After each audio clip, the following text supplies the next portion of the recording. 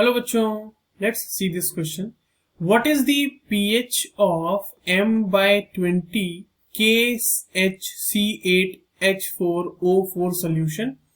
Given है H2C8H4O4 is a dibasic acid जिसका आपके पास pKa1 और pKa2 वैल्यू गिवन है 2.94 एंड 5.44 रिस्पेक्टिवली. ठीक है, चलिए इस क्वेश्चन को सॉल्व करते हैं और सबसे पहले ये देखते हैं कि इस क्वेश्चन को सॉल्व करने के लिए हमें कौन से की कॉन्सेप्ट की जानकारी होनी चाहिए. अब देखिए ये सवाल जो है ना बच्चों, वो बेसिकली है पीएच कैलकुलेशन से. और पीएच कैलकुलेशन किसका करना है? PH calculation of salt solution करना है. ठीक है, सॉल्ट सॉल्यूशन का हमें पीएच कैलकुलेशन करना है और सॉल्ट सॉल्यूशन में भी वैसे सॉल्ट सॉल्यूशन का करना है जहां पर एक एम्फीप्रोटिक सब्सटेंस हो या फिर एम्फीप्रोटिक एनायन हो कंटेनिंग एम्फीप्रोटिक एनायन. अब मैं आपको समझाता हूं कि एम्फीप्रोटिक एनायन कैसे होगा यहाँ पर और उसके लिए हम क्या कैलकुलेशन करेंगे. ठीक है, तो चलिए देखिए सबसे पहले ये समझते हैं कि हमारे पास जो गिवन एनायन है वो कैसे एम्फीप्रोटिक की तरह बिहेव करेगा. अब जैसे मान लो बच्चों कि आपके पास ये एक एसिड है H2C8H4O4. ये एक एसिड है और हमें क्वेश्चन में गिवन है कि ये डाइबेसिक एसिड है. तो डाइबेसिक एसिड का मतलब ये हुआ कि यहाँ से पहले एक H+ निकलेगा. ठीक है, इसको इस तरीके से ना लिख के मैं इसको दो अलग अलग इक्वेशंस में ही लिख देता हूँ. तो यहाँ पर से एक H+ निकलेगा तो पहले ये बनेगा HC8H4O4 माइनस प्लस H+, और यहाँ पर दूसरा बन सकता है हमारे पास जो आयन निकलेगा H+ निकलेगा वो बनेगा HC8H4O4 माइनस से वापस से निकलेगा H+ आयन, तो ये बनेगा C8H4O4 2 minus ion plus H+.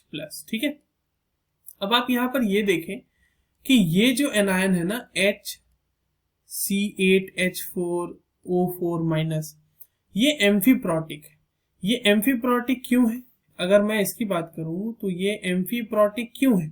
तो ये एम्फीप्रोटिक इसलिए है क्योंकि आप अगर देखो कि HC8H4O4 माइनस एक H+ को गेन करके और एक H+ को लूज करके ये दोनों ही साइड जा सकता है ना. अगर यहाँ पे H+ आप दे दोगे तो ये बन जाएगा H2C8H4O4 और यहाँ अगर एक H+ इसको मिल जाता है या निकल जाता है इससे तो ये क्या हो जाएगा, ये आपको देखो इधर तो माइनस हो जाएगा यहाँ पर और नीचे हो जाएगा प्लस H+. तो प्लस H+ जब हम करेंगे तो ये क्या बन जाएगा C8H4O4 2 माइनस.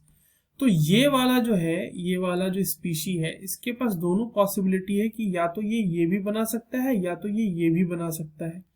अब आपके पास जो सॉल्ट सॉल्यूशन है बच्चों उसमें यही वाली स्पीशीज गिवन है. So this is a amphiprotic species. ठीक है, अब देखिए जब आपके पास एक ऐसा सॉल्ट सॉल्यूशन है जहां एम्फीप्रोटिक स्पीशीज हैं तो वैसे सॉल्ट सॉल्यूशंस के लिए जब हम पीएच कैलकुलेट करते हैं तो उसके लिए जो फॉर्मूला यूज करते हैं बच्चों वो यूज करते हैं, देखिए क्या यूज करेंगे. तो पीएच हम कैलकुलेट कर रहे हैं किसके लिए, हम कर रहे हैं HC8H4O4 माइनस के लिए, है ना. तो इसके लिए जो होगा हम pKa1 की वैल्यू को ऐड कर देंगे pKa2 की वैल्यू से and we will be taking a arithmetic mean of these two values. वही हमारा pH आ जाएगा इसका. तो 2.94 प्लस 5.44 अपॉन 2 जब आप करेंगे तो यहाँ से वैल्यू आएगी 4.19. ये हो जाएगा पीएच का वैल्यू आपके लिए इस क्वेश्चन के लिए जो आपसे पूछा गया है. हमने ये फॉर्मूला इसलिए यूज किया क्योंकि यहाँ पे एक एम्फीप्रोटिक एनायन भी प्रेजेंट, एनायन भी क्या है, एनायन वही प्रेजेंट है ना. आप देखो आप KHC8H4O4 में देखो जब ये डिसोसिएट होगा बच्चों तो ये HC8H4O4 माइनस आयन ही बनाएगा. ठीक है, so this was all for this question. I hope you understood this well. All the very best.